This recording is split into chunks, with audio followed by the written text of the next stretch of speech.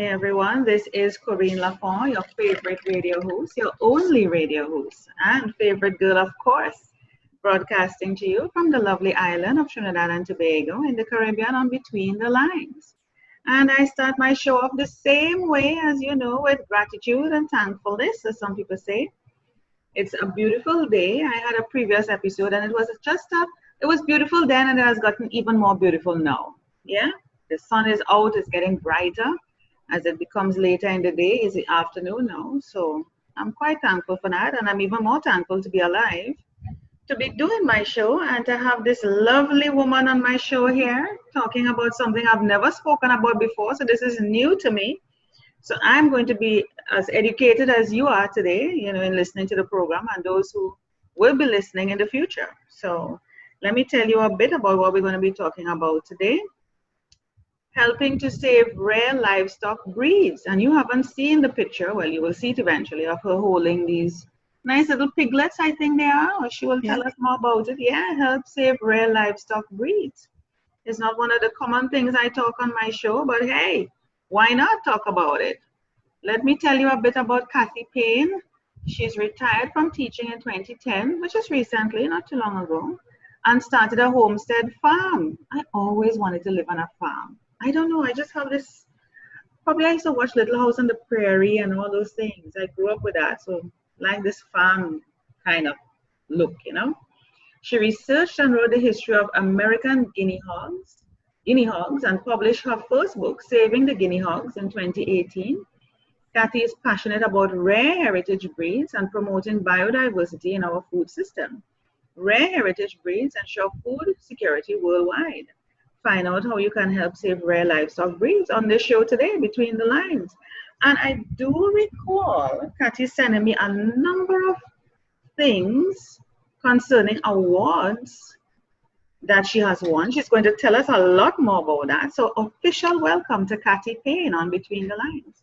Well, thank you, Corine. It's so nice to be here today. Yeah, so let's jump into the last thing I said, the awards. Tell us about that. Well, the book was just released 6 months ago in March, and I earned the Reader's Favorite Award from the Reader's Favorite Award for nonfiction animal books, and I'm going to receive that reward, a silver medal, on stage in Miami in November, just 1 week before Thanksgiving. So I have a lot to be grateful for too. Yeah. Congratulations. That's a great way to end the year and begin a new year. Yes. It's awesome. You have a lot of things to be thankful for. And what made you decide to write a book? That was 6 months ago you released that. Yes. Well, I was living on my little homestead in Alberton, Georgia, and I had been raising other rare heritage breeds, which I'll tell you about shortly. And then I discovered the guinea hog, and there was very little history on it. And I'm a curious person, and I was looking for a book, and I said, well, I guess if nobody has written a book about guinea hogs, then I'll have to write one first, and then I can read it. That's right. If it's not there, do it yourself. Yes, so I finally got to read that book this year. Nice. But I did a lot of interviewing. I talked to many, many people, retracing the history, and had to go back and back and back and back, because this breed has been in the United States since before the Civil War, the middle of the 1800s. Why would somebody, take up such a mantle of guinea hogs of all things? I mean, why would it interest you? And people take a lot of things for granted. Nobody's really going to think guinea hogs. They're caring about their everyday life, just trying to live and breed and take care of the bills and stuff.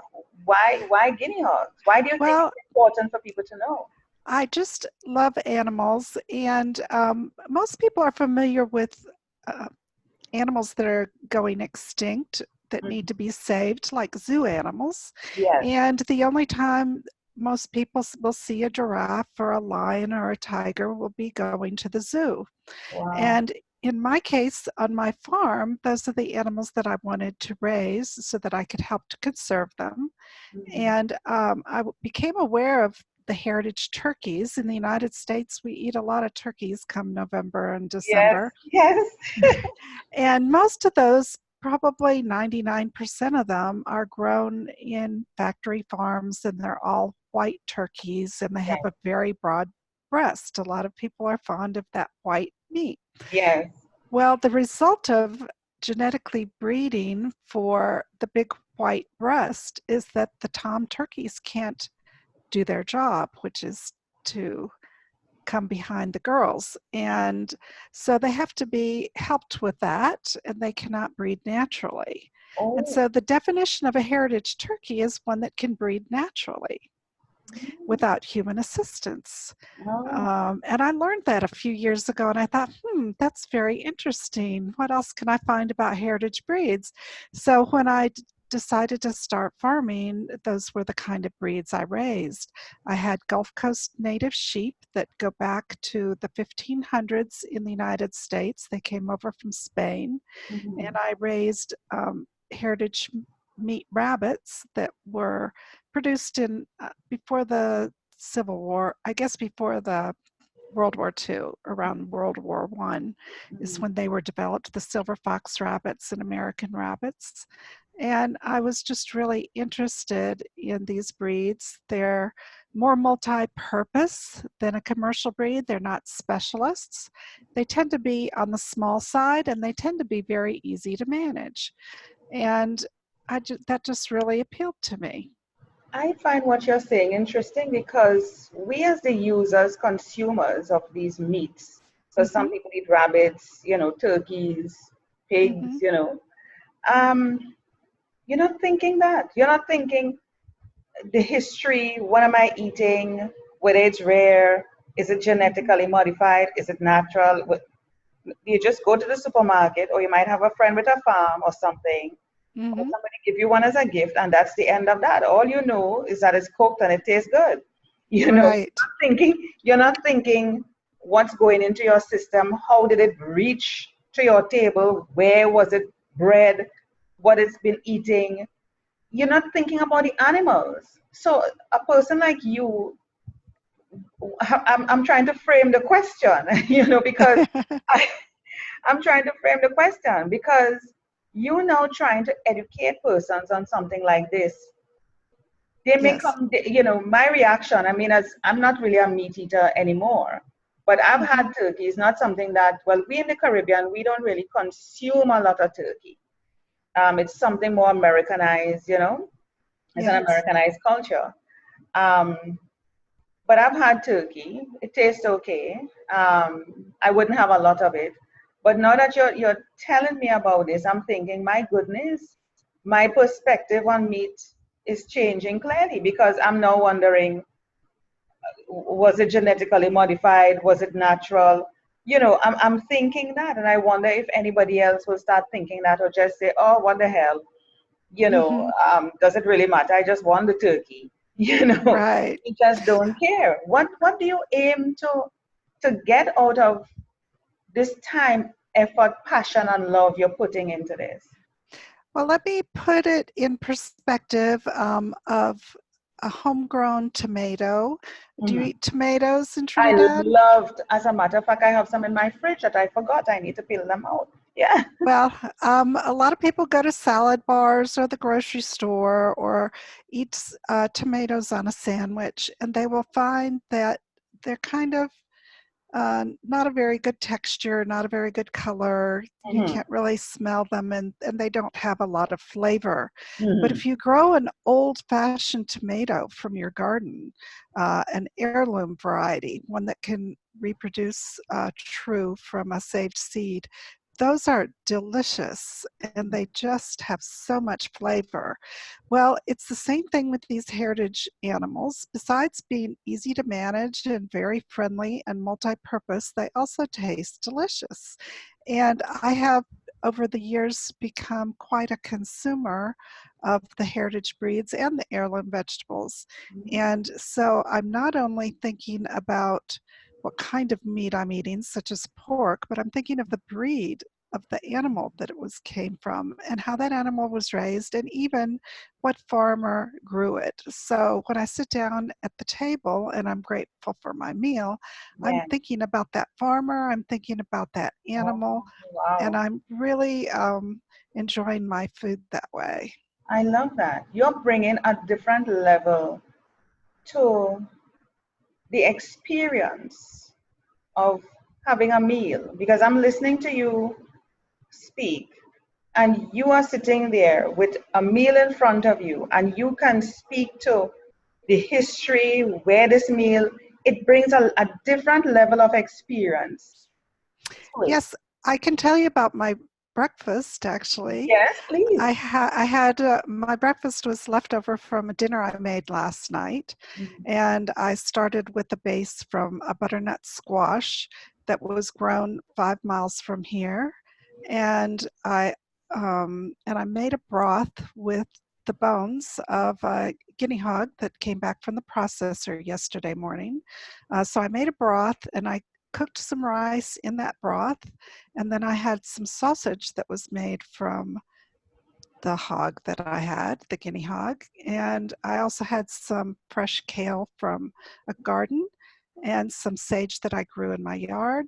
And I mixed all those together with some pecans, and then I topped it with a duck egg that a friend of mine raised, and that was my breakfast. Well, I am so upset with you because you did not invite me over.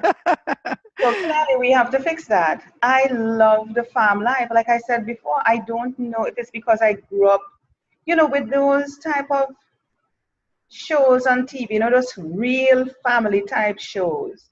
I used to watch Little House on the Prairie and things like that. So you see a lot of land, farm. You have to wake up early in the morning, take up the eggs. Now, I'm kind of timid when it comes to animals, but I think if I grew up on a farm, I just have this innate feeling that I should have been on a farm, Yes, outside and nature and eating from farm to table. I love fresh produce. I love natural things. So I could see myself living where you are on your farm. Seriously. well, when I was a little girl, I read the Mary Ingalls Wilder books, The Little House on the Prairie, and my Yes. favorite was called Little House on the Big Woods. And it's funny because you forget things, you grow up, and when I was on the farm, I would think back to stories like Heidi and her goats, and I would think back on how they used every bit of the pig.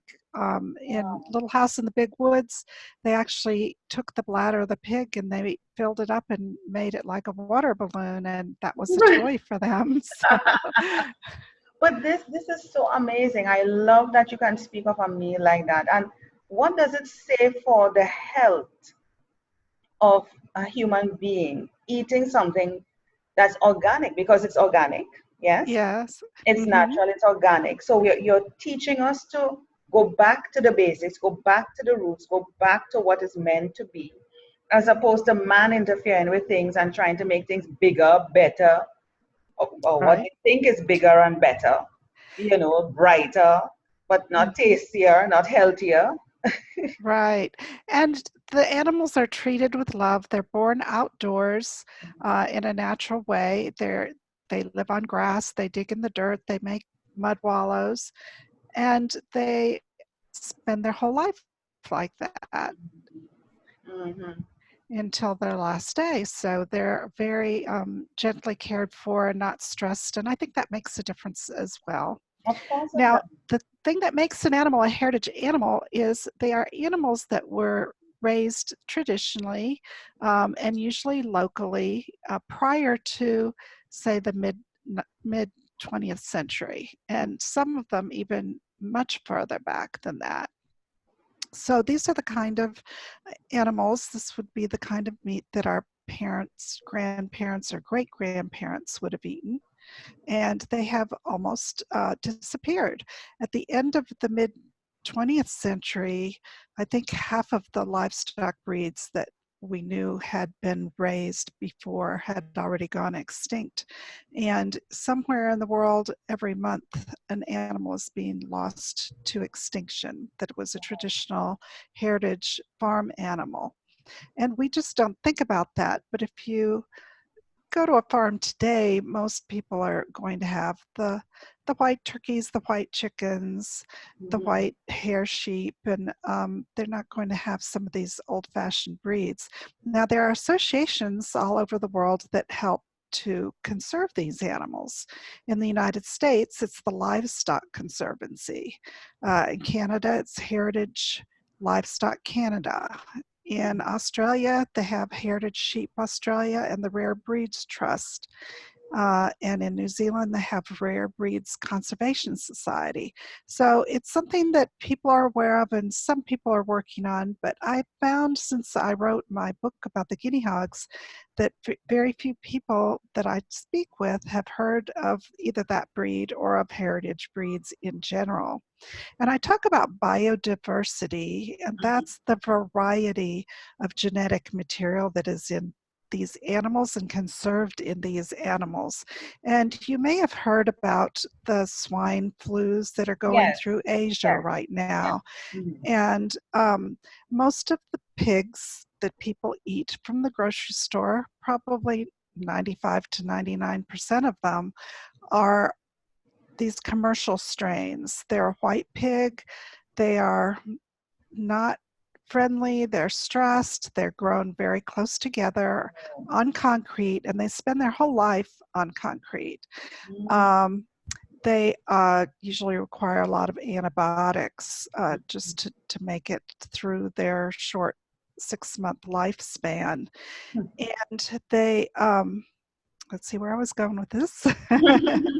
Oh, so there's very little diversity, genetic diversity in the pigs. And if they're susceptible to a disease or the situation in their house, then it's very quick to spread and they can lose millions of piglets in just a matter of days or weeks. Wow. And so if you think of this pig swine flu and different diseases that have gone through these systems, they spread very quickly and can kill a lot of animals in a very short time. Wow. So the genes in each breed are 50% unique to the breed, and 50% are shared among all the breeds in a species. So the guinea hog genetic material is unique to the guinea hog, even though it also has a lot of genes in common with the commercial swine. So if something happens in those factories, if they become susceptible to something, think of the potato famine in Ireland, they can all get wiped out, and then our food security is wiped out with it. But if you can save the breeds and save the genetic material in those breeds, if there is climate change and you have animals that might be able to adapt than other animals, that's going to be very important to our food system to save that. Wow. You're talking a whole ecological system there. Yes. You know, and like I said, most people, day-to-day people, the layman, the laywoman, is like, I just want my chicken on the table. I just want my pork on the table. I have to feel, I'm not thinking all of that. You know, and Yes. I want to understand how can we bring the message down? Because you mentioned there are a number of associations around the world, Canada, etc. How can we get the message to persons without probably even turning them against meat, because their purpose is not really to turn them against meat, although some people may decide, this is too personal, you know, this is getting, you know, I don't want to be hurting the animals anymore, and they may decide to be vegetarian. That's fine, that may be the healthier choice. But you want to be able to reach persons with this information in such a way that it's palatable to them. At the same time, it empowers them to make better decisions. How Yes. can the information be distilled to persons, or how is it being done right now that it doesn't turn people off, and at the same time, it empowers and educates them? Well, the organizations that I mentioned can help. in the United States, I recommend joining the Livestock Conservancy. They have a website. They have events that happen around the country. And they also have a newsletter, a quarterly newsletter with information about the different various animals. You can also read my book, Saving the Guinea Hogs, because it's very user-friendly and it has lots of stories told by the people that raise these hogs over the years. And as a matter of fact, your listeners can get an ebook copy of that book for free. Is this a good Nice. time to mention that, or? Yes. No, you can mention it anytime you wish.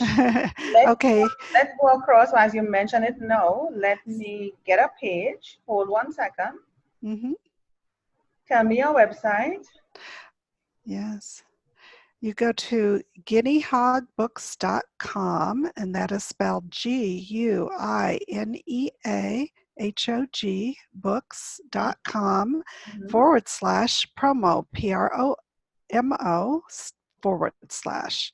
And if you go to that page, it will tell you what the promo code is, and you click on the ebook. It's normally $9.99. It's listed there as $5.99, but it will be delivered to your inbox for free with the promo code. Hold 1 second. That's a lot of instructions. So I'm on the promo. Yes. There you go. Right. Oh, okay. So yes, you can go to that page. Yeah. So you come to this podcast promo, and you can put in the promo code. Yes, you put that in after you click on the link. You go to the link. Okay, so can I give it a try? Yes, but go right to your link. Yes. Yeah.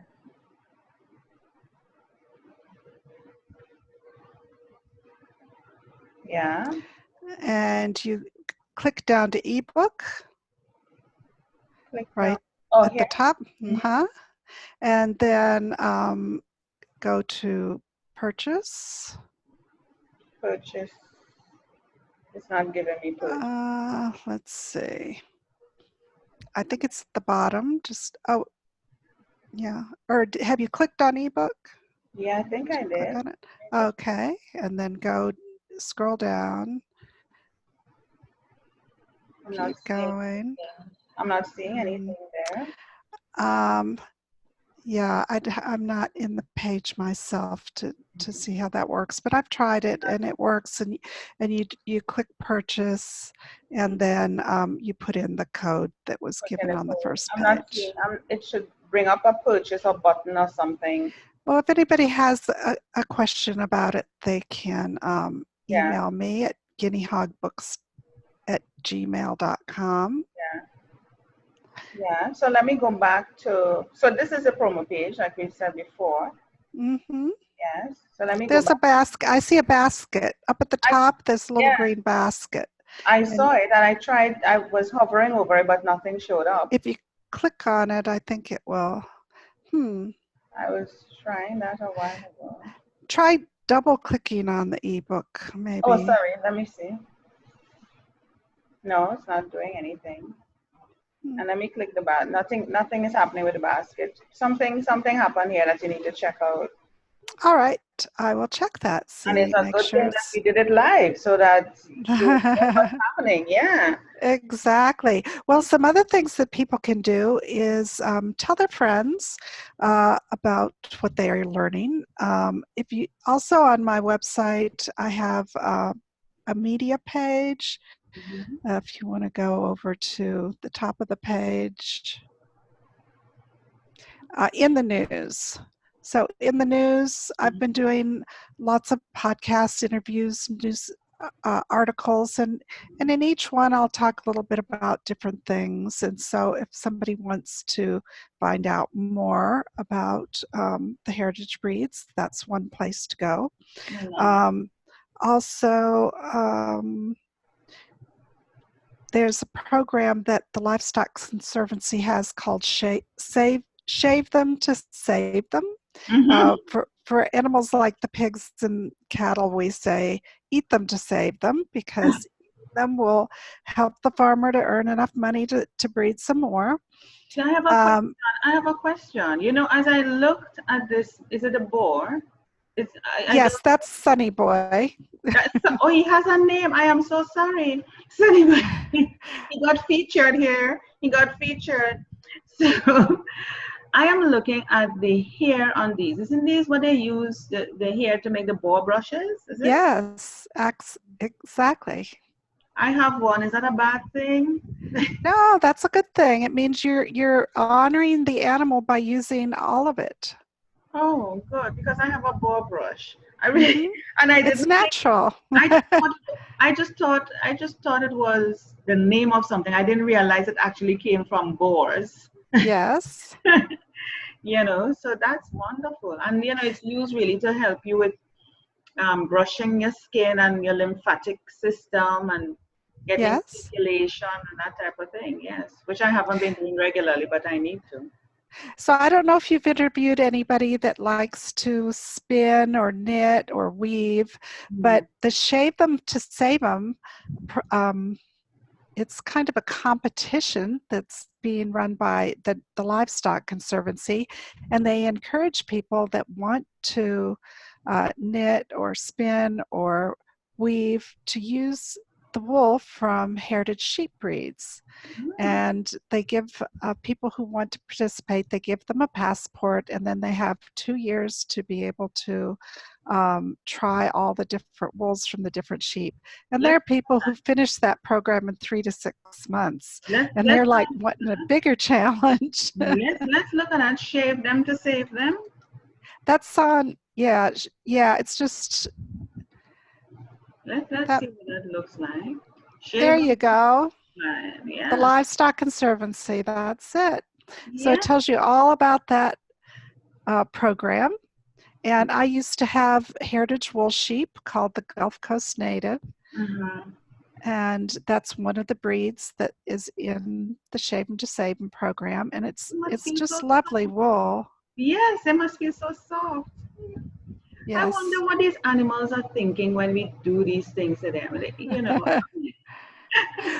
Well, when you if you buy a heritage turkey, if you buy heritage wool, if you buy heritage meat, all of those things are going to support the farmers that are growing the animals and encourage people to breed them more.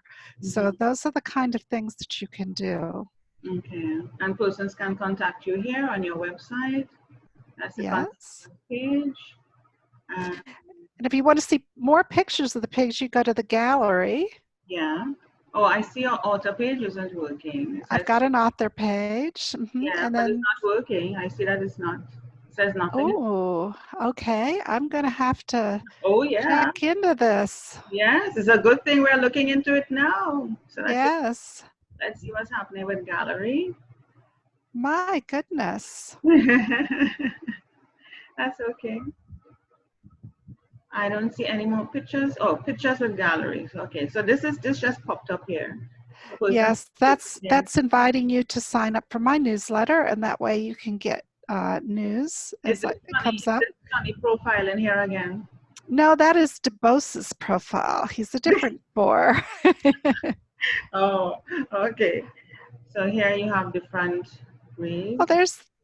you're on the gallery. Maybe that's why it didn't click. So you can go down and you can pick the name of a pig if you want to know more about DeBose. So click on Summerall MS DeBose in the middle there. Mm-hmm. Oh, Uh-huh. that's the one that just popped up a while ago. Yes, and you can see more pictures of DeBose. Yeah. That's a video of him. He's kind of competing with Mr. Sunny Boy over there. Over there. This is nice. This is nice. But let me try back your author page and see. Yeah, it says no, page not found. Okay, So check into that and I will do that. yeah. But this is great. I mean, even it's not, it's good to find out when things are not working on your site, even though it's live here, but it's good to figure out how these things happen and you don't know. So that That's because true. persons will be trying to reach you and, you know, they're just not getting information and they may move off. So it's great to find out now than never. Yeah, Yes. it's great to find out now than never. So this is awesome. So what would be your final words before we close out here, Cathy? What would you want Well, to do? What is it that you want to say? I want people to know that heritage animals exist, that there are livestock breeds that are endangered. They have different levels of criticalness, I guess you'd say. Mm-hmm. And start thinking about buying directly from your local farmers, whether it be through the farmers market or other means. There are now organizations that you can order your meats through the mail and even have vegetables delivered to you, CSA programs. We have a lot of options. There are a lot of people trying to be more sustainable. And those people are being gentler to the environment. They're being humane to the animals. And it's a different experience when you have that connection to your food, like I had at breakfast this morning. For sure. For sure. And clearly, you need to invite all of us over to your homestead where we will have a breakfast like that for meat eaters and non-meat eaters like myself. Yes. Oh my goodness. Well, Cathy, you keep doing what you're doing because there are few people like you who are passionate about these things, because this is a sort of niche or niche, as some people may pronounce it, sort of target audience. But there are people who will be following. There are people who are into organic, farm to table and believe in the natural way of doing things. So those are your target audience. And I think you should keep pushing it. You just never know in time, the work that you're doing now, how well it can pay off in the future. So keep doing what you're Absolutely. doing. Yeah. Keep Thank you. doing what you're doing. Don't give up and feel that nobody's listening, nobody's watching, nobody's impacted. You won an award, of course. So clearly it is reaching someone. Even if it's one person, it is reaching someone. Yes. So I appreciate the work that you're doing. And one day I'm coming to that homestead and I'll meet the boys and Sunny especially. Yes. Yes. Thank you so much for being on Between the Lines. Thank you, Corine. It's been a pleasure.